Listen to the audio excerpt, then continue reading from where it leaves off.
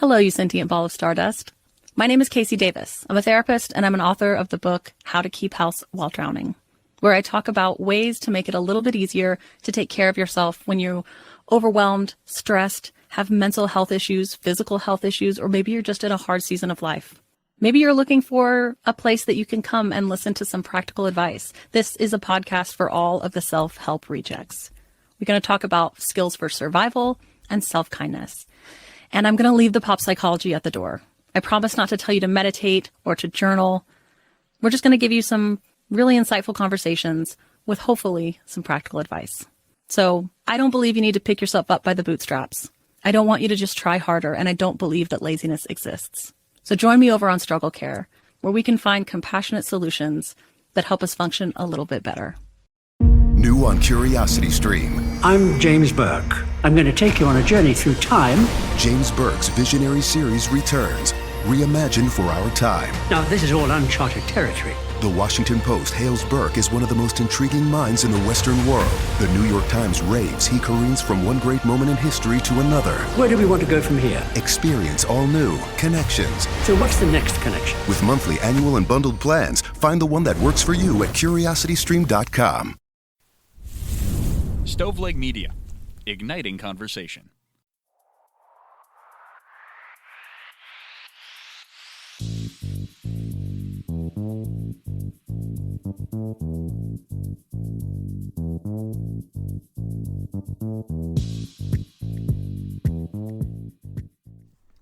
Hi guys, happy Friday.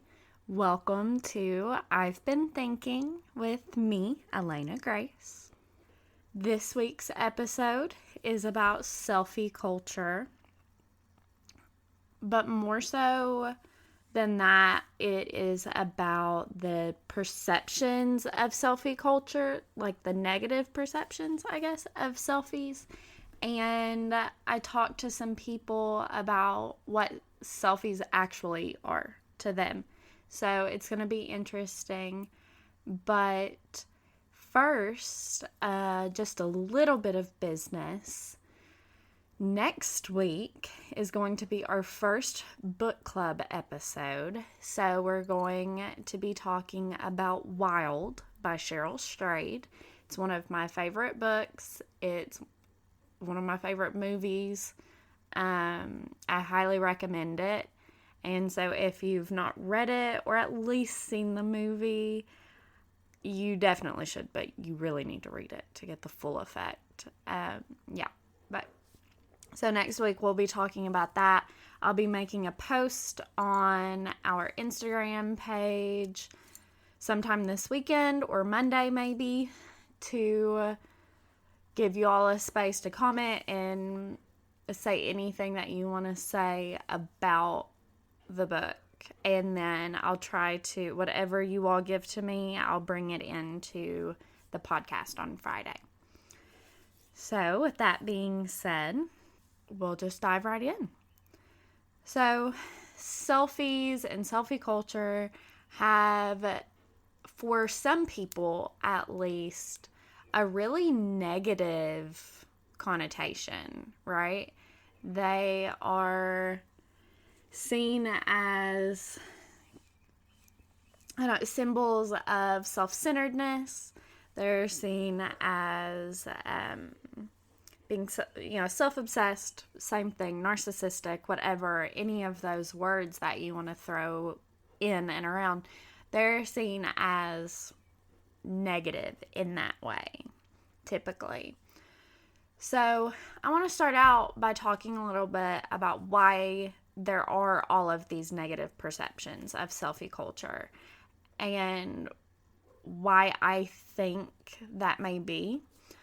So I started Googling selfie culture and the kind of the psychology behind selfies a little bit when I was preparing for this, looking for information.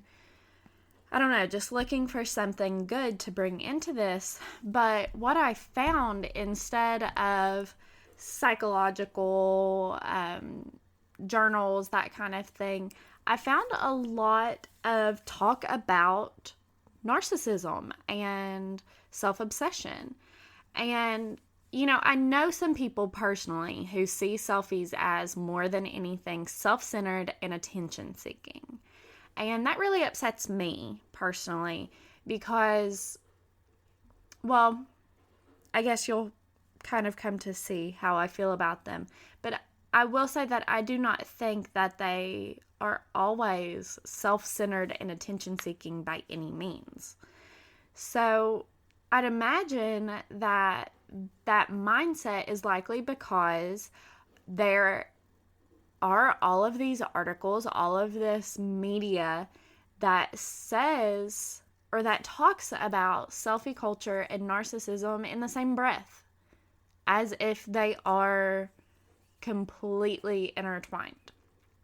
And even worse, they will call these articles the truth about selfies or, you know, whatever, something like that. Of course, the media hypes everything up, but that creates this mindset of this is the truth.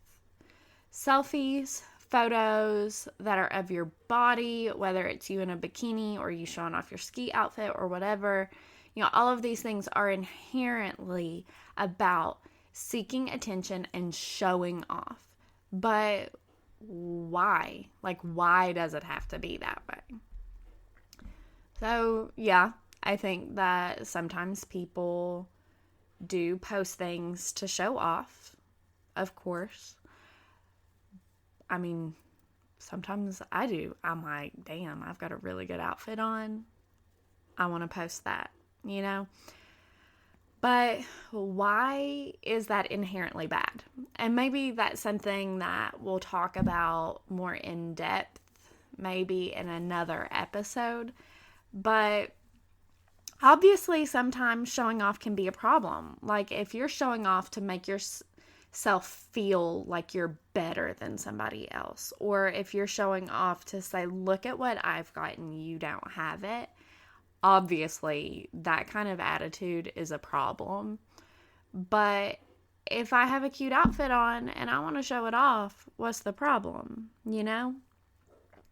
So, anyway, back to, you know, the subject.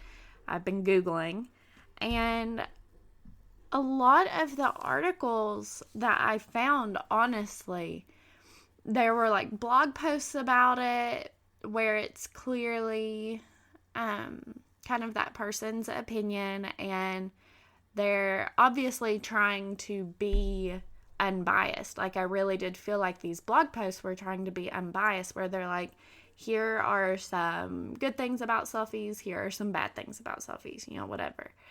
But I struggled to find any kind of scholarly articles about it. And perhaps I wasn't using the right keywords. I'm going to try again later. But I wanted to bring this up because I think it's really important that the only articles that I really found were like 2 paragraphs long, and a lot of them did not have any science at all in them, right? And the title was something like The Truth About Selfie Culture, like I said. And it culminated in, I was walking through Central Park, and these ladies were taking selfies of their rosé brunch. And I went over and talked to them, and they looked so happy in the selfies. But when I talked to them, they mainly had to say about how Instagram was so bad for their mental health. Okay, yeah, obviously social media can be really bad for mental health, especially when you're using it to portray a falsified, curated reality, or you're basing your worth on unreasonable standards set by people on social media who make social media their job. And like, that's incredible if you're able to do that. But that sets a whole different standard than the kind of life that can be lived by a woman or a man or whoever working a 9 to 5 or a 7 to 3, whatever. Somebody working a job and then trying to live the same exact kind of life that somebody who makes their living on social media, that's two totally different worlds. And yeah, problems come when you try to hold yourself as a 9 to 5 worker to the same standard as a social media influencer, obviously, or a celebrity or whatever. So, and even whatever, that's a tangent for another day. But obviously, when you are curating your reality or you're basing your self-worth on standards set by people who do not live the same life that you do at all. By the way, your self-worth is not even dependent on that. Your self-worth is inherent. But anyway, social media can be super destructive. People so forget that it's all about what people choose to share. And that is almost always the best of the best. I follow a few, I'm really careful about who I follow to an extent. One of my favorite influencer, blogger, she's a business mogul really now, and she's a podcaster as well, Lauren Everett's from The Skinny Confidential. She said one day that she is very careful about whose content she consumes because that affects you. It affects your mindset. All of these things, it has a legitimate effect on you. So she's really careful about that. And that kind of made me realize that I did need to be more mindful about the content that I consume. So I am very careful. I try not to follow a lot of those super bloggers who get like crap tons of likes for their overly styled photos, that kind of thing. I try to truly follow people that I get something out of. So whether it's with their fashion style, whether it's with the food that they consume or the lifestyle that they live or the travel that they do, I try to follow people who are good for that, right? Coincidentally, one of my favorite influencers who I do communicate with sometimes, she shared yesterday about her mental health and some problems that she's been having.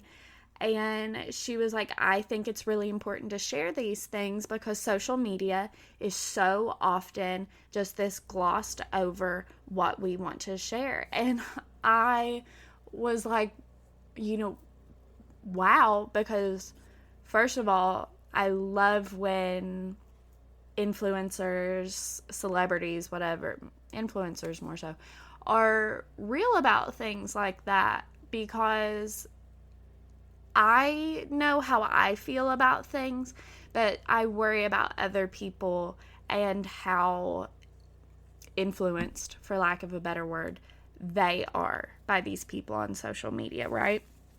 So it makes me really happy when influencers share the realness. I try to share the real.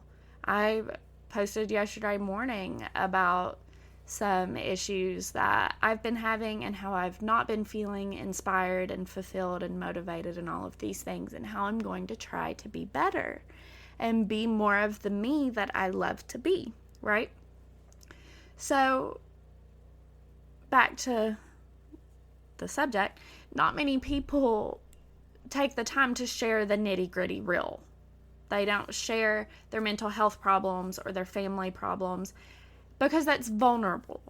And that's fair. I get it. I don't like to share a lot of my problems, but at the same time, I think it's so important that I don't have a massive following by any means, but I think it's important to be real with my friends and family and the people who maybe don't know me super well.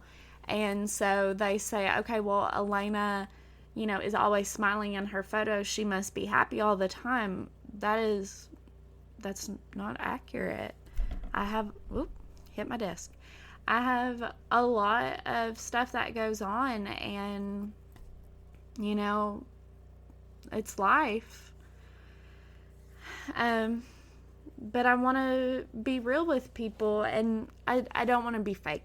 You know, I don't want to act like I've got this incredible, always happy life, because nobody does. And that's not a good standard to set. So, you know, and people are starting to do that more, I will say. And I think that's incredible. Like I said, I got such an incredible supportive response when I shared about my anxiety and depression that I've been going through recently. And social media is just such a great thing when it's used well and it's used realistically.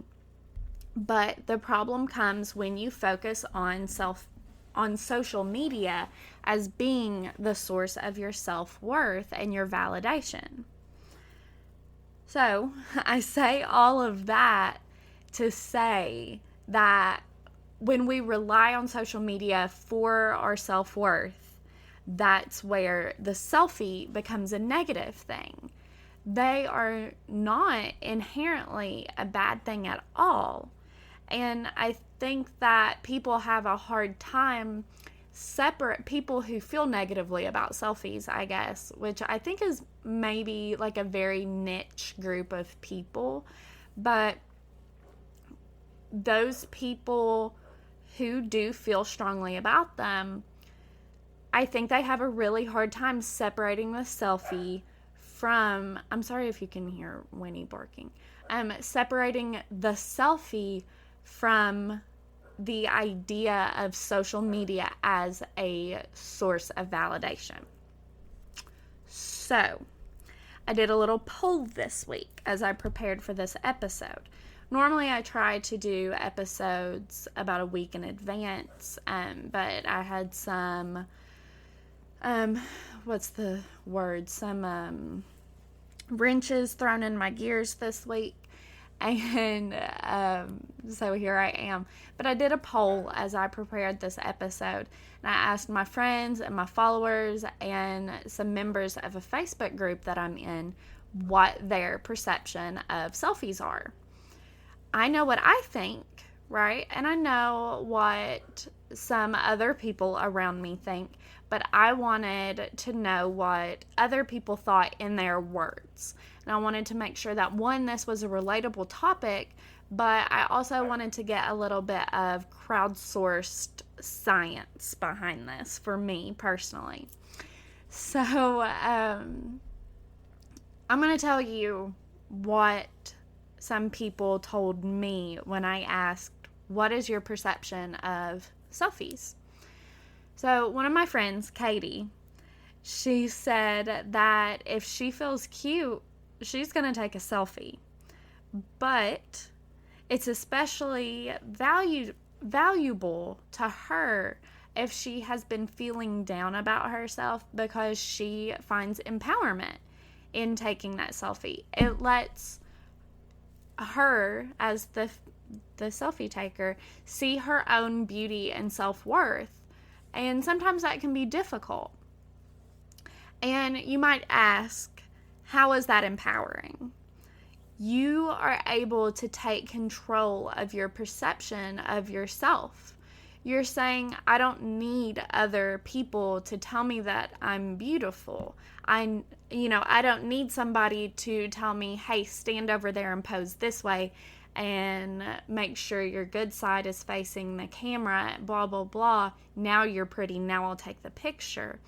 I know that I'm beautiful, is what you're saying. And so I'm going to take a picture of it to celebrate it, right? And quite a few people actually use the words empowerment when they answered my questions. So I thought that was really cool. My friend Shaddis, she said that they're good for the soul when you take them with self-love in mind. So very much in the same line of what Katie said, they're empowering in that way. They help you love yourself. But she clarified that they can be negative when you take them to post for others' approval, which I think that just sums everything up really well. When you take them because you love yourself and you're proud of yourself, what's the problem? You know, that's the best reason to do anything, because you want to. But when you're doing it for somebody else, that is where selfies become a more negative thing, right? So another one of my friends, Ashley, she said that she used to be embarrassed of them, but now for her, they're a form of empowerment. So there's that word again. And it's a way for her to hopefully inspire someone else to love themselves. Quite a few people had really similar perspectives, actually, that they used to be embarrassed by the stigma around selfies, but that they have grown to embrace them as their confidence grew. And I think that's a really important dichotomy to note, that the confidence did not rely on the selfie, but they post selfies now because they are confident, right? They didn't need the selfie to become confident. They didn't need the likes, whatever. They post selfies now because they're comfortable in their own skin and they love themselves. So I think that is really important. Another person wrote to me that for her, they are a way to capture confidence in the moment. And a few people actually said really similar things to that as well. That it's a way to look back on the confidence that you had later, and you're kind of inspired to recapture that, right? That is just wow. It's one of my favorite comments that I received, and the attitude like around those, it's just an incredible perspective. And somebody else wrote to me that it is a great way to look back and watch their confidence grow, right? So this girl said that she takes selfies and she posts them, but she likes to be able to look back over the years, or, even less time, and be able to see how her confidence has grown over that period of time. And it makes her feel that much more confident and that much better, and feel that much more self-love. I will say also that almost every single response, and these are all from millennial, younger millennial and Gen Z women, that they do not see selfies as narcissistic at all or self-centered, and that they think that selfies are indicative of confidence, self-love, and having fun. Those were the key words. Quite a few ladies actually said that selfies are like a fresh reality check, and they are a normalization, I guess, of social media in comparison to the overly styled blogger pictures that are just everywhere. And it makes those people not feel better about themselves because they, like the people who view it, it doesn't make them feel better because they're like, oh, this is a norm. It makes them feel Instagram is a space where I can bring whatever I have, right? It doesn't all have to be overly styled, super curated, whatever. I can have fun with it. It doesn't have to be taken as seriously as it is often made to be. Then I asked those who share, quote, because it makes them happy, why it makes them happy, which I think is a really important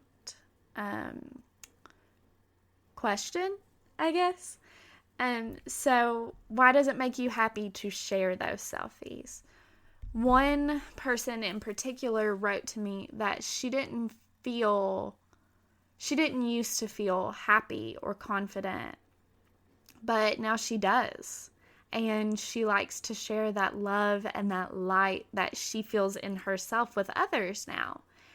And a few people actually had really similar responses to that. And just that now that they are confident with themselves, they want to share that confidence and hopefully inspire other people. I think that that's the best reason to post a selfie or a picture of any kind, to share and to inspire, hopefully. It's my favorite reason to post. When I feel really good and I post a picture to share that, I want to inspire other people to feel good also. I don't need social media to tell me I'm pretty, because honestly, I know that I'm cute, but I want people to see how good I feel and hopefully to feel that way for themselves, to inspire somebody to love themselves, you know? And to those of you who say, but why does it have to be posted to make you feel happy? Well, I think that one, there's that hope of inspiring somebody else. That is really important. But two, my friend Katie, she answered that really well for us. She said that the happiness for her comes from the act of taking the selfie and how it makes her feel. But she posts it to bless everybody with her face. So finally, though, almost every single person who responded wrote that, in their opinion, people who see selfies as self-centered and attention-seeking are insecure about themselves in some way. And while I may or may not wholeheartedly agree with that, I think that one of the most important comments was this. This girl said that she used to feel really negatively about selfies when her confidence was very low. And then as she grew as a person and she grew in confidence, she realized she didn't care. Selfies literally did not matter to her. And another person posting one was not something she was going to put her energy into being upset about, because it literally did not affect her. It just did not matter. So why should she care about it?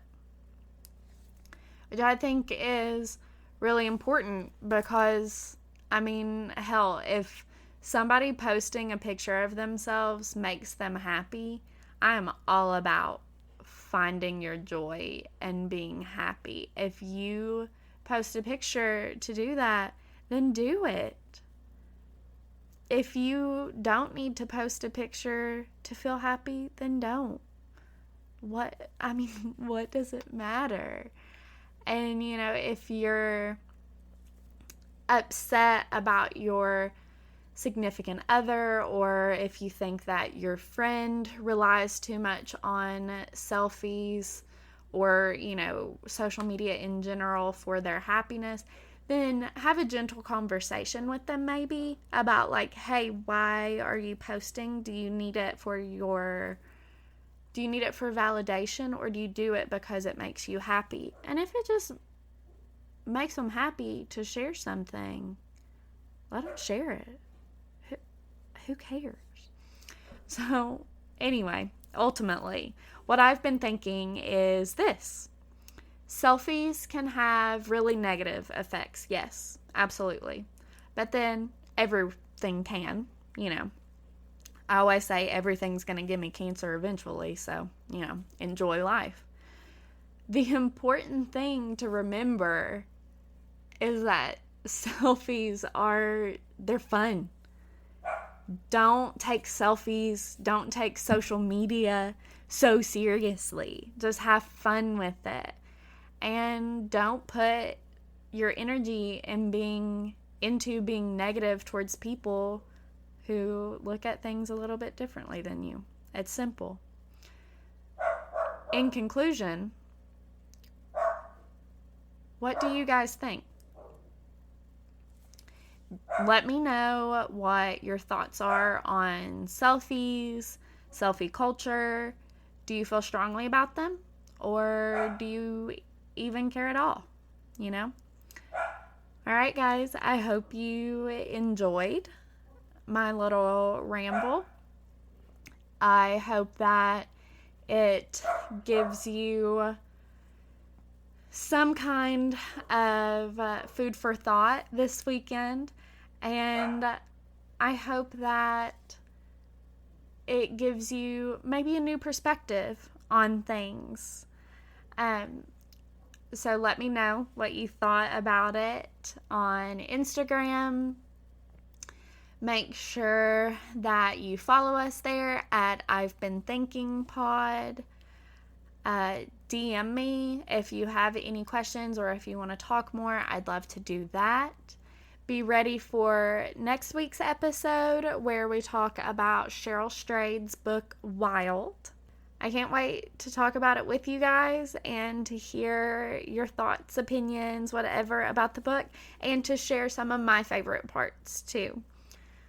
I'm glad I got to talk to you guys. I'll talk at you next week. All right, thanks for listening again, guys. Bye.